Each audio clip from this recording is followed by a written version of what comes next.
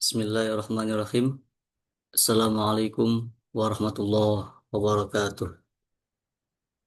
Waalaikumsalam warahmatullahi wabarakatuh. Bismillahirrahmanirrahim. Alhamdulillahirabbil alamin wa bihi nasta'inu ala umuri dunya waddin. Assalatu wassalamu ala asrofil anbiya'i wal mursalin wa ala alihi wa sahbihi ajma'in amma ba'd. Rabbi israh li sadri wa yassir li amri wa hlul 'uqdatam min lisani yafqahu qawli.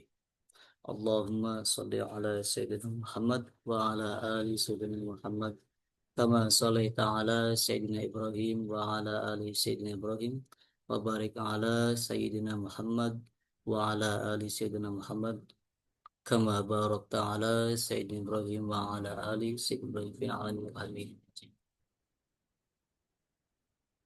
Alhamdulillah, marilah kita panjatkan puji syukur kehadirat Allah Subhanahu wa taala yang telah melimpahkan nikmatnya kepada kita, karunia-Nya yang tidak bisa terhitung jumlahnya, sehingga kita masih diberikan kemudahan untuk bertemu walaupun secara virtual dalam rangka menuntut ilmu, bertalabul ilmi.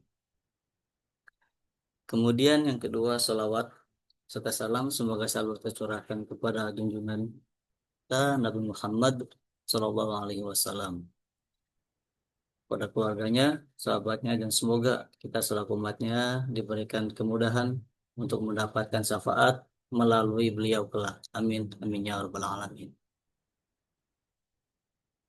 Baik, Bapak Ibu, kita langsung saja ke untuk kajian kita pada malam hari ini dengan bersama-sama baca basmalah.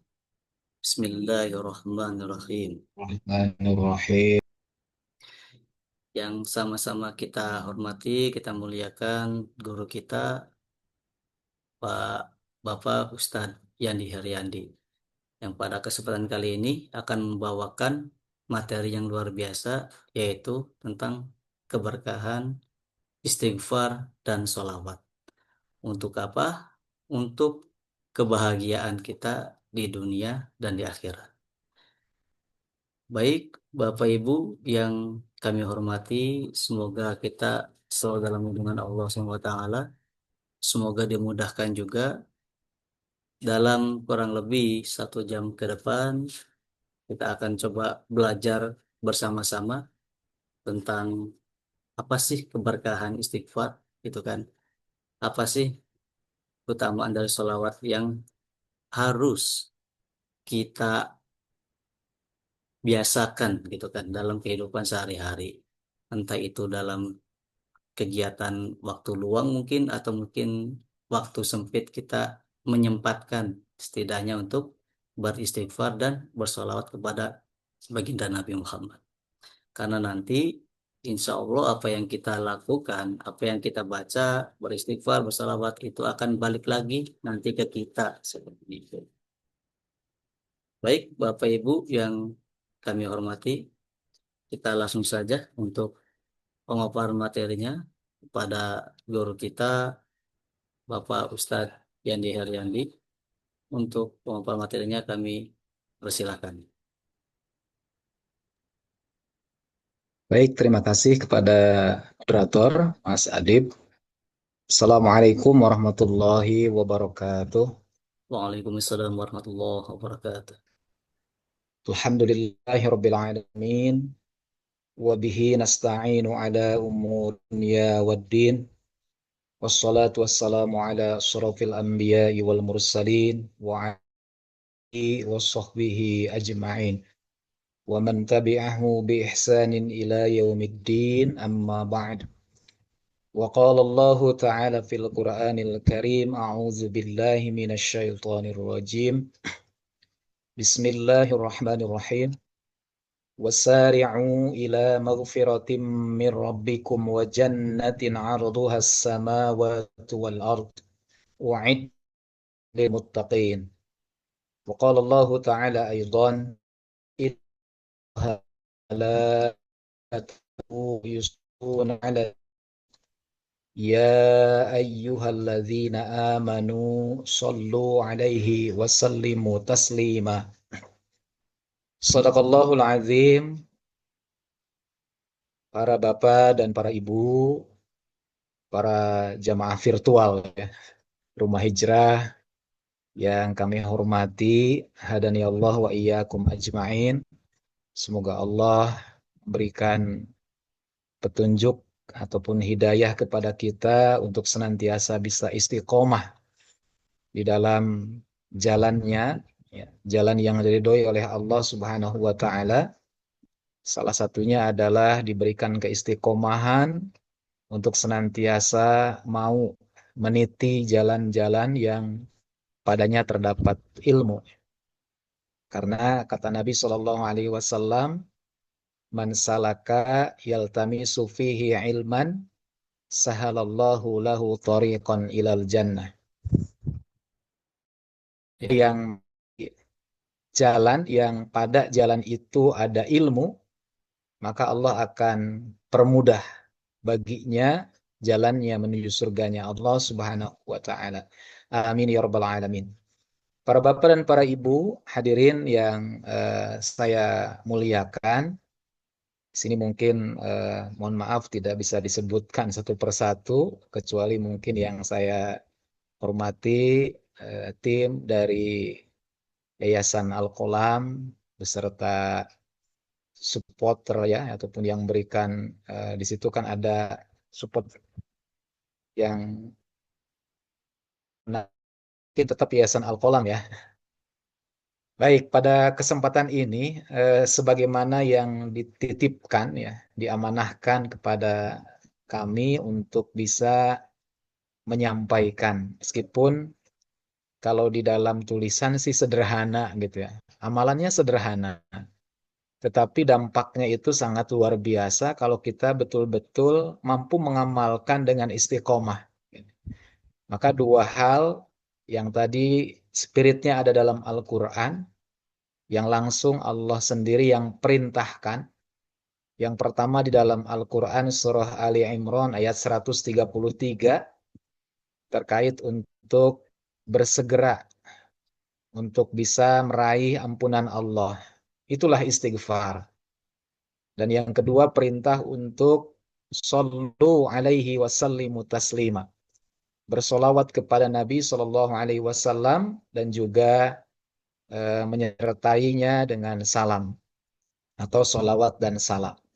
Maka dua hal ini yang akan kita kaji bersama, bagaimana keberkahannya yang tentu nanti akan berdampak dalam kehidupan kita, akan bisa meraih kebahagiaan baik di dunia maupun terlebih nanti di akhirat. Nah, itu mungkin sebagai prolognya ya. Adapun untuk bisa lebih mendapatkan informasi yang lengkap ya, mungkin izin nih untuk menjadi bahan kajian kita ya, karena ini adalah kajian, mungkin harus hal-hal yang dikajinya ini betul-betul mampu kita kaji bersama ya, atau ada literasinya. Jadi bukan dari sisi yang sifatnya, tapi kita juga ingin sama-sama baca sekaligus mungkin menelaah bersama-sama. Baik, saudara-saudara sekalian yang kami muliakan, nah inilah tema yang ingin kita diskusikan, bagaimana keberkahan dari istighfar dan solawat kepada Nabi Shallallahu Alaihi Wasallam yang mampu diharapkan bisa menjadikan kita hidup bahagia.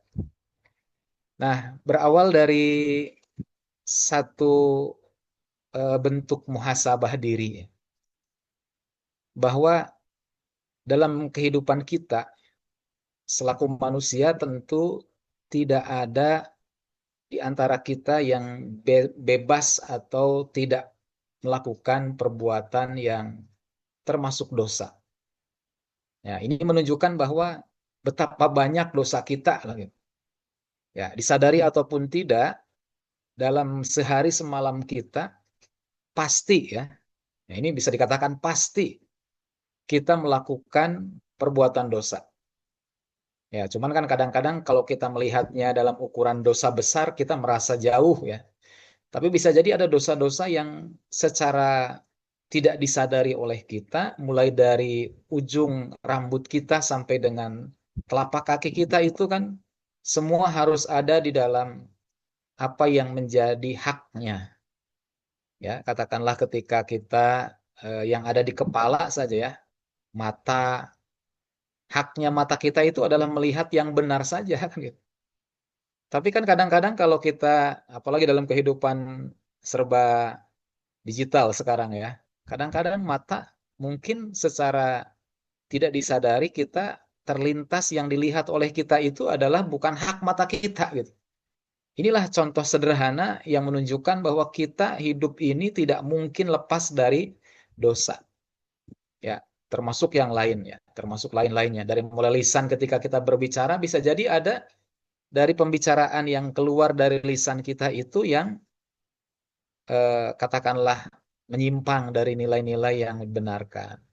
Bisa jadi ada kata-kata yang menyinggung perasaan orang lain. Meskipun kita tidak sadar gitu ya. Dari kata yang keluar dari lisan kita, ada orang yang tidak senang atau yang mungkin merasa kurang berkenan. Nah, inilah bukti-bukti yang kalau kita coba untuk bedah diri gitu ya, kayaknya akan sangat banyak kita dapatkan. Nah, oleh karena itu, dengan pemahaman ataupun kesadaran yang mendalam dalam kehidupan kita yang demikian banyak berbuat dosa, maka disinilah Allah yang membuka ampunan seluas-luasnya kepada siapapun kita yang sadar terhadap dosa yang telah dilakukan. Nabi Adam juga sebagai contoh yang bisa kita jadikan bukti ya, bahwa seorang nabi pun ya, yang ketika Allah hadirkan untuk kita bagaimana bisa menjadi teladan, tapi ketika itu juga bisa tergelincir ya, karena memang tadi ya ada eh, hal-hal yang bisa menjadikan dalam kemampuan sadarnya tidak tidak selamanya untuk bisa menjaga. Maka dari situ mengajarkan dari kisah Nabi Adam itu adalah bagaimana memohon ampun kepada Allah Subhanahu wa taala. Inilah ayat yang mendasari yang menjadi dalil nakli perintah kepada kita dari Allah untuk senantiasa eh, memperbanyak istighfar, memperbanyak memohon ampun kepada Allah Subhanahu wa taala, mencari ampunan Allah. Ya, karena keluasan ampunan Allah itu tentu akan sangat berbanding lurus dengan dosa-dosa yang telah kita perbuat. Nah, maka inilah yang kita akan coba perdalam bahwa kalau kita memahami dari sisi yang sifatnya eh, tersirat, ya, berbeda dengan yang tersurat. Kalau yang tersurat kita mungkin memahami istighfar itu kan hanya untuk memohon ampunan kepada Allah atas dosa yang kita lakukan. Tapi ternyata keberkahan istighfar ini bisa mengubah segalanya gitu. Jadi kalimat yang mungkin setiap orang sangat mudah ya melisankan astagfirullah atau astagfirullahalazim atau astagfirullahalazim wa atubu ilaih. Nah, redaksi yang inti pesannya sama tentang istighfar, maka ternyata nanti kita bisa dapatkan bukan hanya mendapatkan ampunan yang memang itu menjadi tujuan utamanya, tapi juga ada keberkahan lain yang kita akan dapatkan. Hal ini bisa kita lihat ada sebuah kisah ini, kisah yang penuh dengan hikmah yang dialami oleh Imam Ahmad. Ya, beliau adalah seorang ahli fikih ya, yang sangat terkenal di antara termasuk di dalam empat imam mazhab.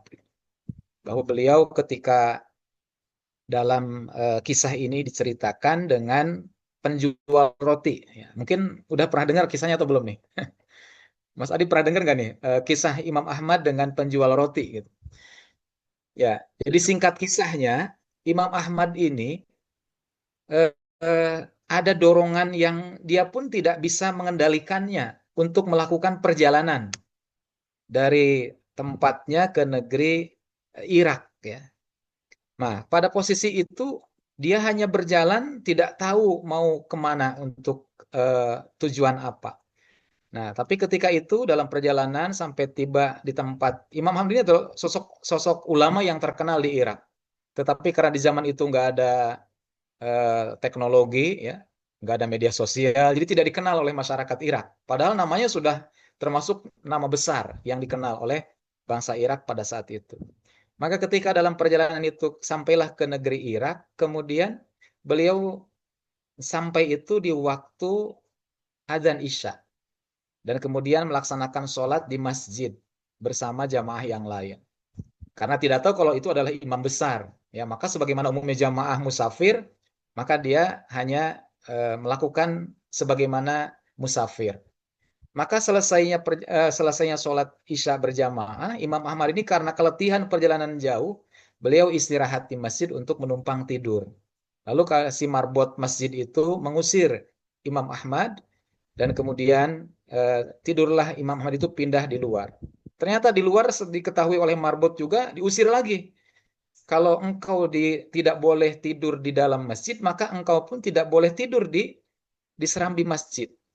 Akhirnya keluarlah dari masjid itu, Imam Ahmad melanjutkan perjalanan, dan pada saat itu berbatasan dengan masjid itu ada sebuah tempat yang kecil yang di situ adalah tempatnya produksi roti. Ya, jadi ada di sekitaran atau depan masjid itu adalah rumahnya penjual roti. Lalu seketika tahu Imam Ahmad itu diusir dari posisi ingin istirahat, maka diajaklah oleh penjual roti itu untuk singgah beristirahat di rumahnya.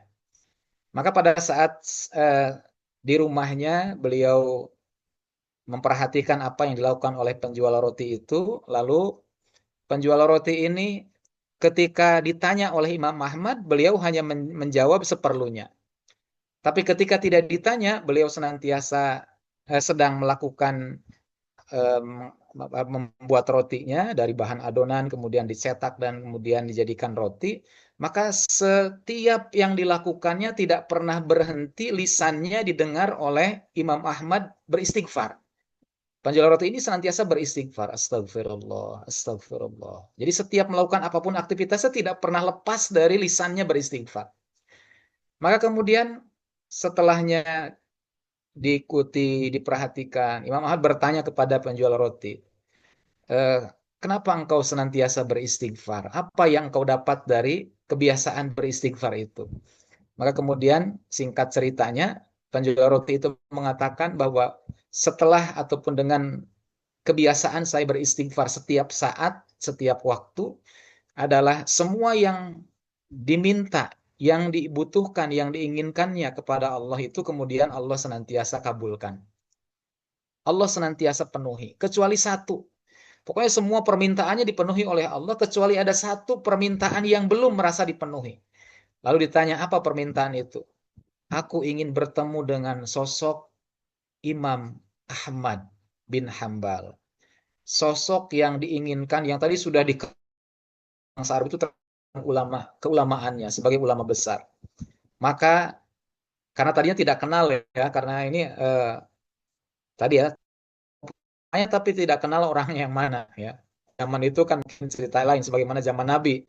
Nabi Muhammad kan pernah ketika menyuapi orang Yahudi yang senantiasa mencacinya, senantiasa eh, katakanlah menghinanya, kan terus dia jalani dengan penuh kesabaran, nyuapi. Ya, itu bentuk tidak dikenal oleh orang yang menghinanya. Nah, maka pada satu Imam Ahmad mengatakan bahwa Masya Allah, Allahu Akbar.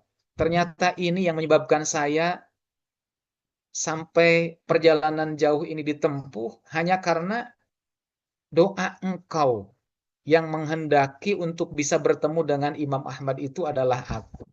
Inilah bukti bahwa bicara tentang istighfar bukan hanya mendapatkan fadilah dalam hal penghapusan dosa dengan bentuk permohonan ampun, tetapi juga ada nilai-nilai keberkahan lain. Tadi ya, istighfar dapat mengubah segalanya. Nah, maka disinilah di antara keberkahan yang kita ingin jadikan sebagai pemicu ya, untuk senantiasa kita memperbanyak istighfar. Jadi istighfar bukan hanya pada saat kita di masjid, istighfar bukan hanya pada saat kita selesai sholat, istighfar bukan pada saat kita melakukan perbuatan salah yang disadari, tapi istighfar itu adalah harus senantiasa ada dalam lisan kita dalam keadaan apapun ketika kita tidak terhalang untuk melafazkan kalimat-kalimat thayyibah. Yang pertama adalah keberkahan itu bisa kita dapat, yakni umumnya adalah dengan istighfar menjadi jalan untuk mendapatkan ampunan Allah Subhanahu wa taala. Dalam Al-Qur'an jelas di sini diperintahkan ataupun menjadi sebuah konsekuensi, wa may ya'mal su'an aw yazlim nafsah. Barang siapa orang yang melakukan perbuatan buruk atau perbuatan yang jahat, atau dia melakukan perbuatan zalim kepada diri sendiri, berbuat dosa, summa yastaghfirillah, kemudian dia memohon ampun kepada Allah, beristighfar, yajidillaha ghafurur rahima, maka dia akan mendapati Allah sebagai Maha Pengampun lagi Maha Penyayang. Nah, ini adalah janji Allah ataupun menjadi sebuah cara untuk mendapatkan ampunan Allah dari setiap yang kita lakukan berupa keburukan. Adapun menurut hadis Nabi disebutkan juga bahwa terkait dengan fadilah istighfar ini adalah likulli da'in dawaun wa dawa'uz dzunubil istighfar. Bahwa kata Nabi Shallallahu alaihi wasallam, setiap penyakit itu ada obatnya, dan obat dari dosa, ya, wa dawa'uz dzunubi, obat-obatnya dosa itu adalah al istighfar. Hadis ini diriwayatkan oleh Ad-Dailami dari sahabat Ali radhiyallahu anhu. Itulah gambaran dari keutamaan istighfar. Yang kedua, bahwa istighfar tadi selain kita mendapatkan ampunan dari Allah adalah akan bisa menjadi mengundang rahmatnya Allah. Kan senantiasa dihadirkan Allah Maha Pengampun, Allah Maha Rahim, Allah Maha Penyayang. Maka disinilah ketika kita banyak beristighfar, memperbanyak istighfar itu akan bisa menjadikan jalan mendapatkan rahmatnya Allah yang betul-betul kita harapkan. Dalam kisahnya ada pada Nabi Shalih alaihi salam dalam surah An-Naml ayat 46. Jadi ketika kita mendapatkan sesuatu yang mungkin menjadikan sedikit kurang menyenangkan, maka tidak ada alasan kepada kita untuk menyegerakan keburukan sebelum datangnya ataupun sebelum kita mendapatkan kebaikan.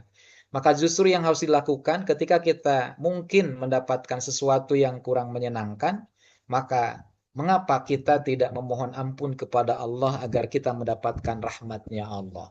Nah, inilah bagian yang tidak kalah pentingnya ya. Rahmat Allah itu adalah sesuatu yang kita butuhkan, baik di dunia terlebih nanti di akhirat. Karena bisa jadi dengan amal-amal baik kita tidaklah cukup untuk menjadikan sebab mendapatkan surganya Allah. Tapi dengan rahmatnya Allah, maka bukan karena amal-amal kita, tapi karena kasih sayang Allah yang diberikan kepada kita menjadi jalan mendapatkan tempat yang terbaik. Nah, kemudian yang ketiga, nah ini adalah keberkahan yang lain, yaitu akan mendapatkan keberuntungan. Keberuntungan ini adalah bukan pada saat nanti ketika di posisi akhir saja. Karena keberuntungan di akhirat itu juga sangat ditentukan oleh keberuntungan kita sekarang ini. Ya, jadi kalau kita lihat fase kehidupan kita ini kan dari mulai hari ini katakanlah kita ada di dalam kehidupan dunia, maka keberuntungan yang kita dapatkan di dunia ini akan menjadikan fase untuk mendapatkan keberuntungan berikutnya.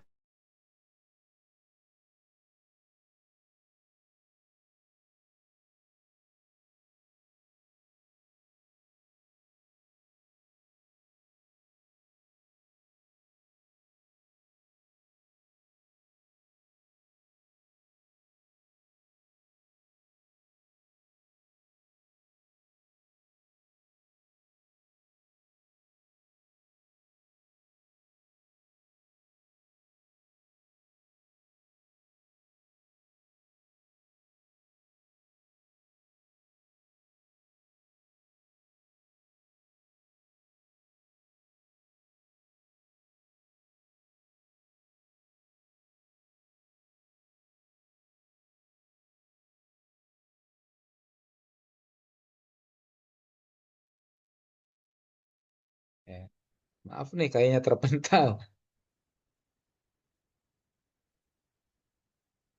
Ya, afwan ya, mungkin enggak bagian dari ujian. Ya, tidak tahu tiba-tiba terpental ya, tapi alhamdulillah langsung masuk lagi. Kemudian yang keempat adalah mendapat kebahagiaan. Nah, ini tadi mungkin yang sebagaimana temanya, bahwa dengan istighfar itu keberkahannya akan menjadikan jalan kita bahagia di dalam kehidupan dunia, terlebih dengan kehidupan akhirat kita. Nah, ini adalah mungkin ayat dan hadisnya karena terbatasnya waktu, saya bisa nanti tidak dibaca langsung, tapi mungkin Bapak Ibu bisa sambil lihat sedikit. Dan dalam Al-Quran di surah Nuh ayat 10 sampai 12, di sini ada fadilah istighfar yang lain, bahwa dengan kita memperbanyak istighfar, memohon ampun kepada Allah yang secara syariat hanya mohon ampun kan gitu. Tapi ternyata fadilah atau keberkahannya itu adalah kebaikan yang bisa kita raih, di antaranya adalah keberkahan dari Allah Subhanahu wa taala. Allah turunkan berkah melalui hujannya, menjadikan sebab keberkahan yang ada dalam kehidupan kita. Dan juga ketika kita yang mungkin punya masalah dengan rizki ataupun kesulitan-kesulitan dalam ekonomi, maka ternyata istighfar itu bisa menjadi jalan untuk bisa mendapatkan atau membukakan pintu-pintu rizkinya Allah Subhanahu wa taala.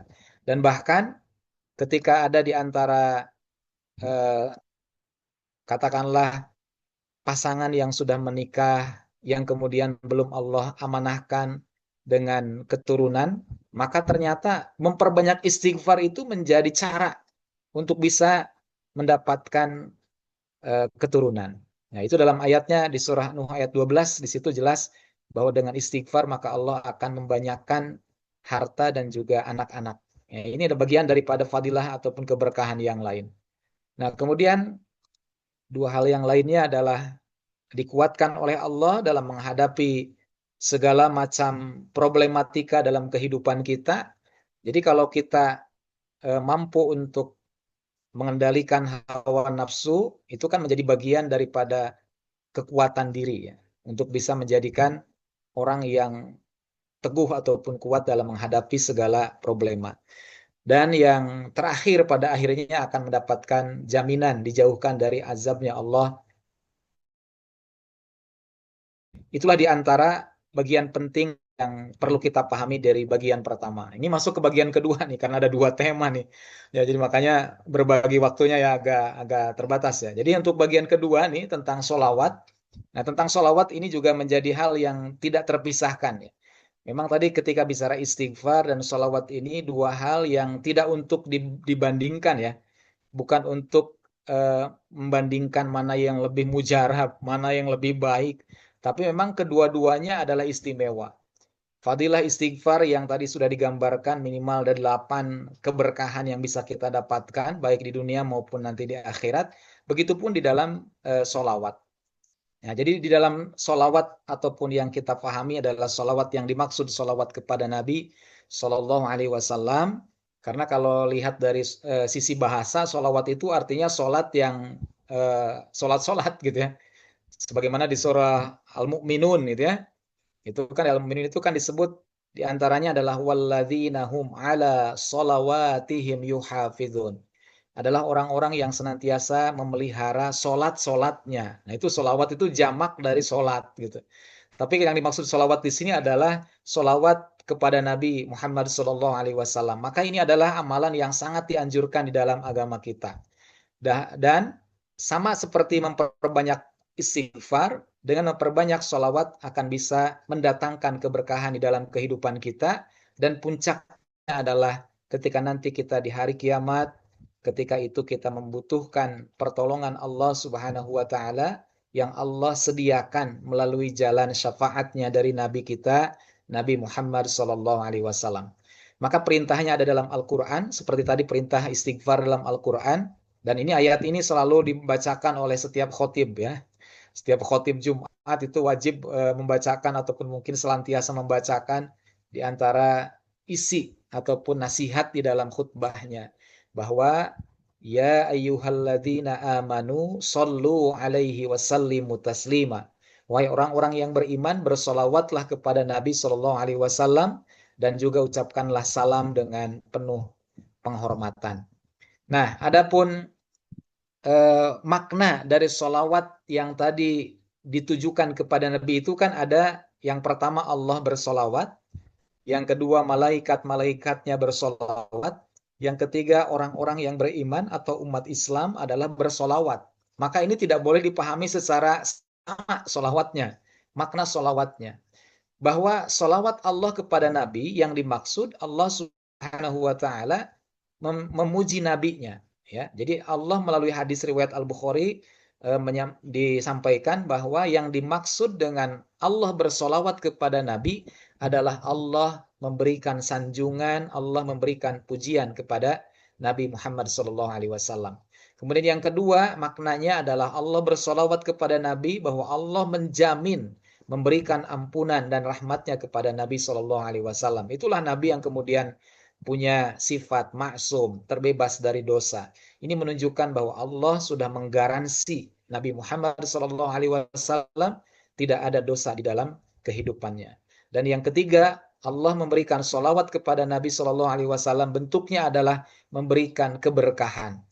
Ya, makanya kalau kita baca di bagian solat yang kita senantiasa bacakan, ada sebelum kita bersolawat kepada Nabi itu kan ada salam Allah kepada Nabi. Assalamu alaika ayyuhan nabiyyu wa rahmatullahi wa barakatuh. Kan itu. Nah itulah bagian Allah bersolawat kepada Nabi, maknanya adalah Allah memberikan keberkahan kepada Nabi SAW dan juga penghormatan. Nah, adapun solawat malaikat kepada Nabi adalah bentuknya permohonan ampunan kepada Allah Subhanahu wa Ta'ala dan kebaikan untuk Nabi Shallallahu Alaihi Wasallam. Dan hal ini didasarkan kepada hadis-hadis yang menjelaskannya. Adapun yang kedua adalah malaikat bersolawat kepada Nabi, yakni memohon kepada Allah agar memberikan keselamatan dan rahmat kepada Nabi kita Nabi Muhammad Shallallahu Alaihi Wasallam. Itulah bagian-bagian yang senantiasa ada di dalam bagian solawat ya. Adapun yang ketiga, nah ini bedanya dengan solawat malaikat, bedanya dengan solawat Allah kepada Nabi Shallallahu Alaihi Wasallam. Solawat dari kita sebagai umat Islam, sebagai orang yang beriman kepada Nabi Shallallahu Alaihi Wasallam adalah ada setidaknya beberapa yang menjadikan maknanya. Yang pertama adalah kita bersolawat kepada Nabi sebagai wujud cinta kita kepada beliau. Jadi kalau kita cinta kepada seseorang, biasanya senang untuk menyebut namanya. Ya, mungkin ini kalau yang pernah merasakan di masa-masa itu gitu ya. Kalau kita sedang jatuh cinta gitu ya, itu biasanya senang kalau disebut nama itu ya. Bahkan mungkin tanpa disebut pun kita sengaja untuk nyebut-nyebut gitu ya. Itulah bagian daripada ciri ataupun wujud kecintaan. Yang kedua adalah rasa ta'zim. Kita bersolawat kepada Nabi sebagai bentuk penghormatan kepada Nabi kita. Yang ketiga adalah kita pun memohonkan kepada Allah agar mencurahkan rahmat dan juga keberkahan kepada beliau. Lalu, nah tiga hal ini adalah yang tidak secara langsung. Bahwa bersolawat kita kepada Nabi itu adalah dalam rangka mendekatkan diri kepada Allah. Kenapa? Karena perintah Allah. Jadi kalau perintah Allah itu wujudnya adalah ibadah. Maka ibadah itulah sebagai cara mendekatkan diri kepada Allah. Dari kalau kita membaca solawat, maka sama dengan kita beribadah kepada Allah, mendekatkan diri kita. Dan yang berikutnya adalah meraih ridho ataupun cintanya Allah, serta pada akhirnya akan mendapatkan pahala dari Allah Subhanahu wa Ta'ala. Itulah makanya tidak ada alasan bagi kita untuk tidak bersolawat. Karena bersolawat itu menjadi bagian yang integral dalam kecintaan kita kepada Allah.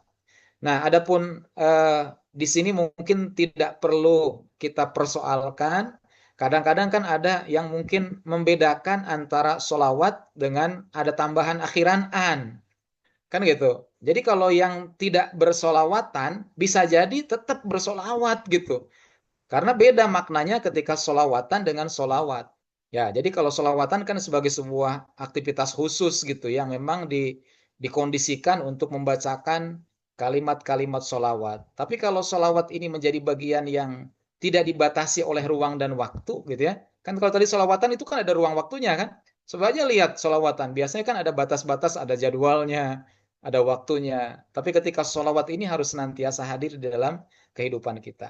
Nah, maka fadilah atau keberkahannya di antaranya, di sini mungkin saya sampaikan hanya sebagian kecil dari banyak sekali keutamaan. Bahkan dalam beberapa literasi yang saya temukan itu ada yang mungkin kitab-kitab yang menjelaskannya, ada yang mengatakan 30 keutamaannya, ada yang 40, dan tentu itu semua inti pesannya ya. Saya sampaikan cuma inti pesannya ada 4 lah gitu, biar tidak terlalu banyak. Yang pertama adalah keberkahan dari sholawat itu. Setiap kita bersolawat kepada Nabi, hitungannya 1 kali, Allah akan membalas sholawat kita kembali kepada kita yang bersolawat dengan 10 kali lipatnya. Masya Allah. Ini sebagai satu bentuk keberkahan. Jadi kalau kita bersolawat, ini kan bicara cuma 1 kali, kan nggak mungkin sebetulnya. Kita dalam sehari semalam nggak mungkin solawat 1 kali. Sholat aja, katakanlah kalau yang ada tasyahudnya itu kan pasti bersolawat. Ya, jadi kalau kita punya sholat yang wajib saja, yang maktubah itu 5 waktu, dengan jumlah dari 5 waktu sholat itu ada duduk tasyahudnya sebanyak, katakanlah kalau yang 4 berarti 2 kali, ataupun kalau dihitung dengan tasyahud akhir saja berarti ada 5 kali gitu. Nah, maka itu tidak mungkin 1 kali. Nah, tapi di sini maksudnya ini ingin menunjukkan kepada kita bahwa keberkahannya sangat luar biasa. 1 kali kita bersolawat, kalau di dalam hadis riwayat Ahmad, An-Nasai dan Al-Hakim ini, bahwa Allah akan bersolawat kepadanya, orang yang bersolawat kepada Nabi itu 10 kali. Kemudian tidak hanya itu, Allah akan menghapuskan segala dosanya dalam hitungan 10 dosa. Jadi kalau kita tadi di awal saya sampaikan, dosa banyak sekali. Ternyata bukan fadilah istighfar saja, fadilah sholawat pun bisa menjadikan cara mendapatkan ampunan dari dosa-dosa kita. 1 kali bersolawat, ada 10 dosa yang diampuni oleh Allah. Dan di sisi yang lain Allah akan tinggikan derajatnya. Nah, kalau di dalam bagian hadis yang diriwayatkan oleh Imam Muslim, memang hanya Allah akan bersolawat 10 kali. Kemudian yang kedua, nah ini yang perlu kita pahami bersama. Selama ini manusia dikatakan bakhil, ya biasanya ada kaitannya dengan materi. Ya, katakanlah dia tidak mau berbagi, dia punya harta tapi pelit, tidak mau dikeluarkan infaknya, tidak mau dibagikan zakatnya. Itulah bakhil. Tapi ternyata Nabi mengatakan bakhil itu bukan hanya itu. Ada orang yang bakhil meskipun dia materi, mungkin dia senantiasa berbagi kepada orang. Tidak pelit secara materi. Tapi kata Nabi, al-bakhilu man dzukirtu indahu falam yusalli alayya. Bahwa yang namanya orang bakhil adalah orang yang ketika disebut namaku, lalu dia tidak bersolawat atasku. Nah, ini adalah hati-hati nih kebakhilan yang sejati. Ya, makanya kalau ada orang yang menyebut nama Nabi Muhammad, maka kita harus senantiasa ada refleks ya. Ada gerak ataupun ada ucapan yang refleks, senantiasa kita bersolawat kepada Nabi Shallallahu Alaihi Wasallam. Nah, itu adalah gambaran dari kebakhilan yang hakiki. Yang ketiga, ternyata bisa jadi doa yang kita panjatkan kepada Allah itu sebab merasa belum dikabulkan atau sebab belum terkabulkannya doa, itu karena bisa jadi karena kita banyak lupa untuk bersolawat. Kita disebut oleh Nabi itu kalau berdoa tergesa-gesa namanya. Terburu-buru kalau langsung minta. Ya, tanpa mengawali dengan solawat. Dan bahkan ini mungkin menjadi satu koreksi bersama, nanti mungkin bisa sambil Bapak Ibu dan saudara-saudara sekalian coba untuk menelaah kembali. Sebetulnya yang namanya solawat itu adalah bagian yang diperintahkan oleh Nabi sebelum berdoa. Maka kadang kalau kita atau saya menyimak orang mau azan, kenapa solawatan ya? Kenapa solawat dulu mau azan? Padahal justru solawat itu setelah azannya. Ketika mau berdoa sebelum doa setelah azan itu. Kan kita kadang mungkin sering ya ketika muadzin mau azan itu suka solawat dulu. Padahal azan itu bukan doa. Azan itu adalah panggilan untuk sholat. Justru doanya setelah azan. Maka mestinya ketika muadzin itu selesai membaca La ilaha illallah. Nah, baru kita doa. Allahumma salli ala Muhammad wa ala ali Muhammad. Barulah Allahumma rabba hadhihi da'wati tammah wassalatil qa'imah ila akhirih. Itulah gambaran dari kebiasaan-kebiasaan kita bahwa yang namanya sholawat itu menjadi alas sebelum kita berdoa kepada Allah. Bahkan kalau mau masuk masjid, sebelum membaca doa masuk masjid, maka kita harus senantiasa jangan lupa untuk mengawali dengan sholawat. Adab berdoa itu yang pertama adalah membaca hamdalah, yang kedua adalah membaca sholawat. Nah itulah adabnya. Jadi urutannya itu baca hamdalah, kemudian baca sholawat. Jadi tidak pernah lepas. Bahkan dalam hadis yang lain, yang menjadikan terhalang doa itu adalah ketika dia berdoa lalu dia tidak bersolawat. Maka doa itu akan terhalang. Artinya tidak dikabulkan oleh Allah Subhanahu wa taala. Dan yang terakhir adalah ini yang menjadi bagian akhir dalam kehidupan kita, yakni ketika di akhirat pada hari kiamat kelak, ketika itu kita membutuhkan di antara syafaat selain syafaat yang kita bisa raih dari Al-Qur'an, bacaan Al-Qur'an bisa menjadi syafaat. Kemudian bagian-bagian amal-amal soleh kita bisa menjadi syafaat. Tapi syafaatul uzma, syafaat yang paling besar adalah ketika nanti kita mendapatkan syafaat dari Nabi Shallallahu Alaihi Wasallam. Inilah yang kita harapkan. Maka kesimpulannya, mari kita perbanyak istighfar dan kita perbanyak bersolawat dengan semata-mata menjalankan perintah Allah Subhanahu wa taala. Demikian, semoga bagian materi yang disampaikan yang sedikit ini bisa menjadikan motivasi yang kuat ya untuk kita memperbanyak. Nah, ketika memperbanyak maka tidak menjadi persoalan dalam masalah kuantitasnya berapa. Kan yang suka di hitungan-hitungan bilangan tertentu. Ya, misalkan bagaimana ketika ada solawatnya 1.000 kali, ketika solawatnya 100 kali. Nah, itu kan sebetulnya bilangan-bilangan tertentu itu yang menunjukkan banyak. Maka yang menjadi ketentuan yang sifatnya mendasar adalah banyak itu tidak dibatasi dengan angka-angka tertentu kecuali ketika menemukan dalil yang sifatnya jelas membatasi. Misalkan setelah sholat maka zikir itu dibatasi. Jumlahnya ada dalam hadis nabinya kan, membaca tasbihnya 33 kali, tahmidnya 33 kali, itulah baru ada dalilnya, maka berlakulah pembatasan dengan bilangan tertentu. Tapi kalau itu tidak ada dalil yang sahih yang menjelaskan tentang berapa banyak katakanlah istighfar dan sholawat yang harus kita baca dalam setiap sebuah hadis terkait dengan Nabi, ada dua riwayat. Yang pertama, Nabi tidak pernah kurang dari 70 kali. Ada juga Nabi senantiasa beristighfar dalam sehari semalam 100 kali. Nah, ini menunjukkan bahwa ada bagian yang tidak dibatasi dengan angka-angka itu. Tapi perbanyak tentu sesuai dengan tadi ya, sesuai dengan niat dan juga kesungguh-sungguhan kita. Wallahu a'lam bishawab. Terima kasih dan saya kembalikan kepada moderator untuk menyambung di sisa waktunya. Silakan, Mas Adit. Baik, terima kasih kami ucapkan kepada guru kita, Bapak Ustadz Yani Haryadi. Kemudian kita lanjut ke sesi berikutnya, yaitu diskusi dan tanya jawab. Mohon izin, Pak Ustadz, ada pertanyaan di kolom chat Zoom di sini. Assalamualaikum warahmatullahi wabarakatuh. Assalamualaikum warahmatullahi wabarakatuh. Izin bertanya, Ustadz. Ya, ada dua poin, Pak Ustadz. Ada dua pertanyaan mungkin di sini. Yang pertama, selawat dan istighfar kan ada banyak ya Ustadz. Misal seperti selawat Ibrahimiyah, dan sebagainya. Pun dengan istighfar juga ada banyak. Ada segel istighfar dan sebagainya. Faedah dan keutamaan sama serta waktunya bebas untuk berselawat atau istighfar tidak dikhususkan waktu-waktu tertentu. Yang kedua, bolehkah kita istighfar dan sholawat karena ada hajat tertentu, misal ingin lunas amanah, memiliki rumah, dan sebagainya. Jazakallah, Ustaz.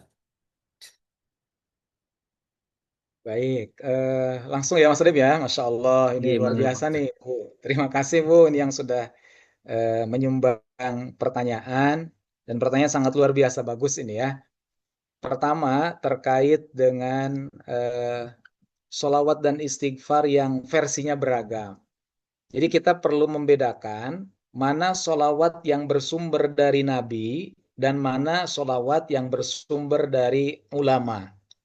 Ya, jadi ada beberapa solawat yang makin kesini semakin banyak. Ya, mungkin kalau Bapak Ibu ataupun yang muda-muda terutama yang senantiasa memperhatikan perkembangan itu makin kesini makin banyak versi-versi solawat-solawat yang berikutnya. Ada bahkan saya tahu ada solawat ormas. Mungkin Mas tidak. Pokoknya saya tahu ada nama solawat NU, solawat ormas. Ini kan menjadi bagian yang perlu kita lebih menelisik ya atau meneliti lebih mendalam. Kalau solawat itu bersumber dari Nabi dasarnya, dari Nabi langsung, maka itulah sebagai bagian solawat yang paling utama. Ya, tadi yang ditanyakan solawat Ibrahimiyah. Betul itu solawat Ibrahimiyah. Yang sebagaimana tadi Mas Adib ketika muqaddimah membacakan sholawat Ibrahimiyah itu. Ya, jadi setelahnya Allahumma sholli ala Muhammad atau Allahumma sholli ala Sayyidina Muhammad wa ala ali Muhammad kama shollaita ala Ibrahim. Nah itulah sholawat Ibrahimiyah. Dan itu adalah sholawat yang paling utama karena ada di dalam sholat. Kan gitu. Jadi ketika kita sholat, terutama pada saat tasyahud akhir, maka itu menjadi bagian rukun di dalam sholat kita. Ya, maka itu menjadi penting untuk diamalkan. Yang kedua, ada juga sholawat yang diajarkan oleh Nabi adalah Sayyidul Istighfar. Ya, bapaknya ataupun tuannya solawat. Nah, ini adalah Sayyidul Istighfar. Ini juga menjadi amalan solawat yang dari Nabi sumbernya. Ya, mungkin Bapak Ibu juga sudah ngamalin ya. Allahumma anta rabbi la ilaha illa anta khalaqtani wa ana abduka wa ana ala ahdika wa wa'dika mastata'tu a'udzu bika min syarri ma sana'tu abu'u laka bi ni'matika alayya wa abu'u bi dzambi faghfir li fa innahu la yaghfiru dzunuba illa anta. Itulah sayyidul istighfar. Nah, itu adalah utama. Jadi pokoknya kalau tadi ditanya terkait dengan keabsahan solawat yang beragam tadi, maka kalau ada dalil dari Nabi, maka itulah yang paling harus kita jaga, yang harus kita amalkan. Ya, gitu ya. Tentang istighfar ya, istighfar yang dari Nabi itu. Kemudian, kalaupun yang terkait dengan solawatnya, nah kalau tadi kan yang Sayyidul Istighfar adalah dari Nabi seperti itu. Nah, begitupun yang solawatnya ketika tadi solawat Ibrahimiyah ataupun istighfarnya Sayyidul Istighfar. Ada juga istighfar yang sangat mungkin paling ringkas gitu ya.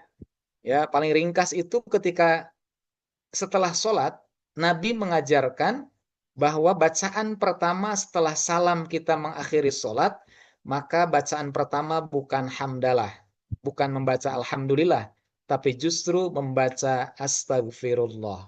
Nah itulah. Nah meskipun nanti dalam uh, versi istighfarnya bisa beragam sesuai dengan keyakinan masing-masing ya. Ada mungkin di lingkungan terdekatnya menggunakannya astagfirullah, ada yang astagfirullahaladzim, ada yang astagfirullah wa atubu ilaih, ada yang astagfirullah li wali walidayya wali jami'il muslimin wajibatil alayya dan seterusnya. Pokoknya itu semua adalah bagian dari silahkan. Yang penting dasarnya yang paling eh, ringkas tadi adalah astagfirullah itu. Yang gak benar itu kalau sudah astagfirnya kepada yang lain gitu ya. Yang penting awalnya astagfirullah itulah sudah sama. Ke belakang itu kan hanya menunjukkan tambahan-tambahan. Kalau di luar ibadah yang mahdoh dalam arti sholat, maka itu tidak ada masalah. Nah itulah bagian dari manakah di antara bacaan istighfar dan sholawat yang beragam ini. Dan kemudian nanti pertanyaan berikutnya adalah, kalau tadi kan ada sholawat Ibrahimiyah, kemudian istighfar Sayyidul Istighfar, kemudian faidah dan keutamaannya, serta waktunya bebas. Nah ini ya, jadi tadi sudah disampaikan pada saat bagian akhir, bahwa di luar ketentuan-ketentuan yang sudah diatur oleh Nabi, maka itu berarti waktunya dan tempatnya bebas. Tapi kalau diatur oleh Nabi itu maksudnya misalkan di dalam sholatnya itu nggak boleh diganti kan gitu. Ada kalimat sholawat di dalam sholat, ya itulah Nabi sudah mengajarkan. Ada istighfar setelah sholat, zikirnya diajarkan oleh Nabi. Kemudian, tapi kalau di luar yang resmi gitu ya, di luar yang ada nas terkait ibadah tertentu, maka silahkan. Misalkan di dalam eh, katakanlah kita kan menjadi bagian dalam sebuah riwayat itu ada hadis yang menjelaskan bahwa kalau ada sebuah majelis, apapun majelisnya, pertemuannya, tidak dibacakan minimal 1 kali sholawat, maka tidak ada kebaikan pada majelis tersebut. Nauzubillah kan? Maka penting ini mengawali setiap majelis apapun, biasanya si pembawa acara atau si pengatur acara, pasti kan dia akan mengajak untuk sholawat dan salam. Nah itulah berarti sudah menjadi garansi bahwa majelis itu ada di dalam keberkahannya Allah. Nah itu ya, jadi pentingnya sholawat itu sampai dengan menentukan terhadap kebaikan atau tidaknya suatu majelis. Jadi bisa jadi majelisnya sih kelihatan majelisnya akhirat gitu ya, kajian ataupun membahas tentang sesuatu amalan akhirat. Tapi kalau tidak ada bagian sholawat yang mengawali majelis itu, maka itu akan menjadi tidak mendapatkan kebaikan. Nah, ini adalah bagian yang perlu kita eh, pastikan ya, bahwa kebaikan itu senantiasa ada melalui tadi minimal dalam satu majelis itu dibacakan 1 kali sholawat. Jadi intinya terkait dengan waktu dan bahkan bukan hanya waktu tapi tempat, selain yang dilarang atau yang diharamkan, maka itu menjadi bagian yang utama untuk bisa dilakukan. Nah, jadi kalau di sini tidak dikhususkan di waktu-waktu tertentu, itu kalau memang kalau untuk waktu sih sebetulnya tidak ada batas yang sifatnya larangan ya. Beda dengan kalau tempat. Kalau tempat kan tidak boleh kita membacakan kalimat-kalimat thayyibah di tempat-tempat yang dilarang. Nah, tapi yang dimaksud kalaupun ini adalah tidak dikhususkan di waktu-waktu tertentu itu adalah mungkin lebih kepada misalkan ada sih yang dikhususkan misalkan di sepertiga malam terakhir. Itu kan waktu yang paling utama ketika kita memperbanyak istighfar. Ya, ketika sambil tahajud gitu kan, di waktu sahar namanya ya, waktu sahar atau waktu sahur. Nah, maka itulah waktu yang paling utama. Tapi kita juga bisa menggunakan waktu yang utama, yaitu ketika kita setelah sholat itu. Waktu yang utama bersolawat ketika mau berdoa. Nah, itulah bagian-bagian waktu-waktu yang khusus untuk kita membiasakan membaca istighfar dan solawat. Di luar itu silahkan, kapan saja. Ya, yang penting ingat gitu ya. Ingat kepada Allah, ingat kepada Nabi, maka itu bagian istighfar dan solawat itu. Ya mungkin istighfar diselesaikan sekian kali atau sekian ratus kali. Kemudian setelah itu sambung solawatnya sekian kali atau sekian ratus kali. Itulah bagian dari amalan yang bisa kita biasakan. Kemudian yang kedua, pertanyaan dari Mas Aditya adalah bolehkah kita beristighfar dan solawat karena ada hajat tertentu? Nah ini mungkin kayaknya terlintas di benak kita semua ketika masa-masanya Ustadz Yusuf Mansur itu lagi populer ya. Kayaknya sudah tahu semua lah rumusnya beliau. Ketika mau apapun tinggal disolawatin aja, katanya kan gitu kan. Ya, kalau mau mobil tinggal mobilnya dipegang, solawatin, kan itu kan. Kalau mau apapun tinggal disolawatin. Nah, bagaimana ketika seperti itu yang dimaksud? Ada sebuah hajat yang diinginkannya, kemudian dia membacakan solawat itu. Maka disinilah yang namanya ibadah. Solawat itu kan ibadah. Istighfar adalah ibadah, solawat adalah ibadah. Maka setiap ibadah itu mari kita murnikan. Kita murnikan menjalankan ibadah itu adalah bagian dari perintah Allah di surah Al-Bayyinah ayat yang kelima. Wa ma umiru illa liya'budullaha mukhlishina lahuddin. Nah itu. Dan tidaklah aku perintahkan kepada kalian, kata Allah, untuk beribadah itu dengan jalan yang mukhlis, yang memurnikan di dalam beragama. Nah, maka ini menjadi bentuk yang mari kita coba untuk bersihkan dari segala macam tadi ya, kan kalau ditanya boleh dan tidaknya ketika kita bahasanya melakukan amalan solawat ataupun istighfar itu karena ada hajat tertentu. Nah, bisa jadi hajat itulah yang menjadikan pahalanya tidak dapat dari Allah. Hajatnya bisa jadi dapat. Karena Allah itu ataupun melalui hadis Nabi juga disampaikan segala-segala amalan itu tergantung dari niat. Kan itu, innamal a'malu bin niat wa innama likulli imri'im ma nawa. Faman hajara ilallahi wa rusuli maka dia akan mendapatkan hijrahnya itu sesuai dengan yang diniatkannya. Itu intinya masalah niat itu menjadi masalah yang penting untuk kita murnikan kepada Allah Subhanahu wa taala. Adapun fadilahnya kalau sudah dipasrahkan kepada Allah itu fadilah itu akan Allah berikan kepada kita. Kalau kita sudah bersolawat kepada Allah, Allah 10 solawat kita itu kan berarti secara tidak langsung yang penting tadi yakinnya itu. Kan yang menjadi masalah kadang-kadang kita lebih mengedepankan nafsu. Contoh, sholat duha rajin karena ingin yang dagang jadi laris kan gitu.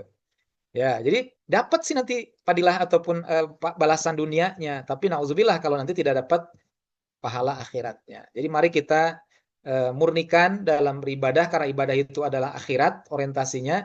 Insya Allah kalau kita murni dalam menjalankan ibadah kepada Allah, akhiratnya akan dan dunia pun akan didapatkan oleh kita. Allah akan berikan kepada kita dunia.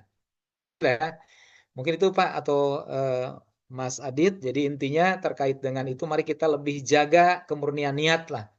Ya, jadi jangan sampai nanti karena ada maksud-maksud yang sifatnya duniawi. Karena bisa jadi kalau tidak terpenuhi akan kecewa. Tapi kalau sudah duniawi itu tidak menjadi bagian yang dimunculkan, Allah akan berikan itu dengan pahala akhirat yang kita ada dalam eh, balasannya Allah. Demikian, mudah-mudahan bisa dipahami.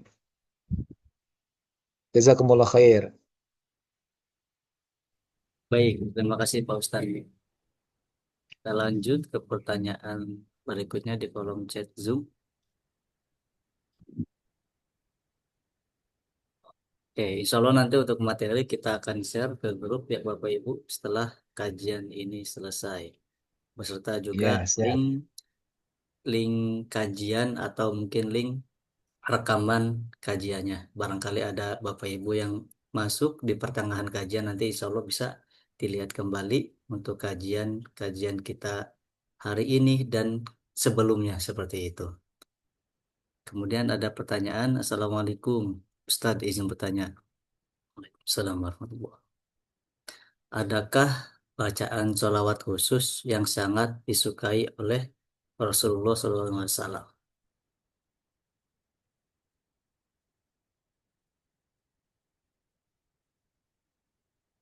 Baik, terima penanya yaitu Mbak Admin ya, Mbak Admin nih. Jadi terkait dengan sholawat yang Nabi Shallallahu Alaihi Wasallam tentu harus kita dapatkan atau memvalidasi sumbernya adalah langsung dari Nabi kan gitu. Makanya kalaupun sholawat-sholawat yang sekarang beredar gitu kan ada sholawat Jibril, ada sholawat apa tuh yang waktu pemilu kan eh, Syirgil ya, sebut bahasa lainnya kan, yang Allahumma sholli ala Sayyidina Muhammad, kemudian yang minta untuk orang yang zolim itu kemudian mereka gitu kan ya. Nah itu adalah bagian dari bagian-bagian sholawat yang mungkin beredar di tengah-tengah kita. Jadi kalau menurut keyakinan yang saya pahami, bisa jadi mungkin di antara bapak-bapak, ibu-ibu di sini ada yang punya pemahaman yang berbeda, itu hal yang biasa ya. Artinya kalau solawat yang mana yang paling Nabi suka adalah solawat yang beliau sendiri yang mengajarkannya gitu. Makanya mohon maaf barangkali ketika khususnya di dalam ibadah sholat gitu ya, dalam ibadah sholat karena sholat itu kan harus sesuai dengan apa yang diajarkan oleh Nabi. Sallu kama ro'aitumuni usolli. Sholatlah kamu sebagaimana kamu melihat aku sholat. Artinya apa yang disabdakan oleh Nabi tentang kaifiatus sholah, maka itulah yang harus kita ikuti, yang harus kita amalkan. Nah, jadi ketika misalkan sholawat Ibrahimiyahnya juga itu kan menjadi bagian yang eh, meskipun di sini mungkin bisa jadi ada yang memahaminya dalam sudut pandang yang berbeda. Makanya kalau mana yang di antara yang paling disukai adalah tentu yang diajarkan oleh Nabi secara langsung gitu. Jadi bentuk kalimatnya adalah kalimat yang disampaikan oleh Nabi secara langsung. Adapun di dalam kitab-kitab sholawat yang hari ini ada Al-Burdah, ada Al-Barzanji, itu kan sebetulnya versi ulama-ulama yang mungkin abad-abad eh, belasan gitu ya. Artinya bukan hal yang langsung diajarkan oleh Nabi. Makanya pada bagian ini mungkin kalau tadi ditanya terkait dengan yang paling utama adalah mana yang sudah disabdakan oleh nabinya. Itu ya, karena Nabi sendiri yang paling tahu tentang bagaimana bersolawat gitu. Nah, tapi ini bagian ini mungkin menjadi hak yang memang tidak bisa dipaksakan kepada siapapun ya. Ya, jadi artinya terkait dengan masalah itu, mari kita kembalikan kepada bagaimana sholawat yang diajarkan oleh Nabi. Itu kalau yang sholawat dalam arti khusus ya. Tapi kalau sholawat dalam arti yang tidak dikhususkan, artinya di luar yang khusus gitu ya, di luar ibadah yang khusus, itu sih silahkan saja. Kan kadang-kadang ibu-ibu yang biasa ada majelis taklim tuh ya, kan sambil nunggu jamaah suka baca dulu sholawatan. Itu silakan aja karena bukan bukan bagian yang khusus ibadahnya. Tapi kalau sudah bagian yang khusus itu yang terkait dengan syariat, ya syariat itu kan tuntunan jalannya dan langsung dari Nabi. Tapi kalau yang tidak ada syariatnya yang sifatnya langsung, maka itu adalah hal yang sifatnya tidak tidak dikhususkan gitu maksudnya. Gitu ya. Jadi nanti itu mungkin untuk Mbak adminnya intinya masalah ini memang agak agak barangkali bisa jadi ikhtilaf ya. Bisa jadi khilafiyah. Makanya saya kalau sudah memberikan batasan bacaan gitu ya, saya lebih tidak berani untuk membuka dari sisi yang sifatnya bacaan yang baku gitu ya. Karena ini betul-betul sangat sensitif dengan masalah bacaan-bacaan itu. Jadi mohon maaf barangkali nanti kalaupun ada bacaan yang sedikit berbeda, misalkan ada yang menggunakan kata Sayyidina, ada yang tidak. Nah, itulah bagian daripada khasanah keislaman yang ada. Insya Allah tidak menjadikan bermusuhan, ya, tidak menjadikan kita berselisih, ya, Insya Allah. Mudah-mudahan sama niatnya adalah kita bersolawat kepada Nabi sebagaimana perintah dari Allah Subhanahu wa Ta'ala. Itu barangkali kalau ditanya bagian yang amalan yang khusus solawatnya, ya tadi ya, mungkin kembali kepada dalil-dalil yang menjelaskan. Jazakumullah khair kepada Mbak Admin ya. Mbak Admin itu maksudnya berarti adminnya ya. Ya, jazakumullah khair. Afwan. Baik, bagaimana Mas Adib? Silakan. Baik, Alhamdulillah, terima kasih Pak Ustadz. Mungkin kita cukupkan untuk kajian kita pada malam hari ini. Sebelum ditutup, kami berikan kesempatan kepada Pak Ustadz untuk menyampaikan closing statement Pak Ustadz. Jadi sebagai penutupnya. Enggak. Baik, terima kasih. Sebagai bagian akhir yang ingin disampaikan, sebagaimana tema yang tadi di awal dan mungkin ini yang dipublikasikan, bahwa bagaimana kita bisa meraih keberkahan dari kalimatul istighfar dan salawat yang kita dawamkan dalam sehari semalam kita. Baik di dalam hal yang sifatnya khusus ataupun yang di dalam yang tidak ada kekhususan waktunya. Nah, maksudnya dengan kita memperbanyak istighfar, sebagaimana tadi kisah Imam Ahmad bin Hambal yang luar biasa memberikan motivasi kepada kita bahwa ternyata fadilatul istighfar itu bukan hanya bicara tentang pengampunan dosa, tapi ada nilai keberkahan yang lain yang mana bisa kita raih dan tentu akan membahagiakan dalam kehidupan kita. Baik kehidupan yang saat ini kita jalani harus mendapatkan kesuksesan dan kebahagiaan di dunia, apalagi nanti ketika kita mengharapkan ampunan Allah pada saat yaumul hisab. Mudah-mudahan Allah Subhanahu wa taala senantiasa mengistiqomahkan kita untuk senantiasa bisa menjalankan dan memelihara kalimat istighfar dan sholawat itu agar senantiasa hadir di dalam kehidupan kita. Dan pada akhirnya kita pun berdoa kepada Allah, mudah-mudahan dengan istighfar kita, Allah berikan ampunan atas segala dosa-dosa kita dan rahmatnya Allah. Dan dengan sholawat kita akan Allah berikan segala kemuliaan yang ada pada Nabi menjadi bagian yang kita harapkan ketika nanti di akhirat kelak akan mendapatkan syafaatnya. Amin ya rabbal alamin. Nasrun minallah wa fathun qarib. Wassalamualaikum warahmatullahi wabarakatuh. Waalaikumsalam warahmatullahi wabarakatuh. Waalaikumsalam warahmatullahi wabarakatuh. Baik, terima kasih Pak Ustadz atas materi yang Masya Allah luar biasa. Terima kasih juga Sama-sama. kepada Bapak Ibu serta Rumah Hijrah, kajian Rumah Hijrah. Semoga apa yang kita dapatkan ilmunya pada hari ini, pada malam ini, dapat dengan mudah kita mengamalkannya. Amin, amin ya rabbal alamin. Baik, Bapak Ibu, kita akhiri kajian kita pada malam hari ini dengan baca hamdalah dan doa kafaratul majelis. Alhamdulillahirrahmanirrahim. Alhamdulillahirabbil alamin. Subhanakallahumma wa Subhanakallahumma bihamdika asyhadu an asyhadu la an la ilaha illa anta ilaha illa anta astaghfiruka wa astaghfiruka wa atubu ilaik.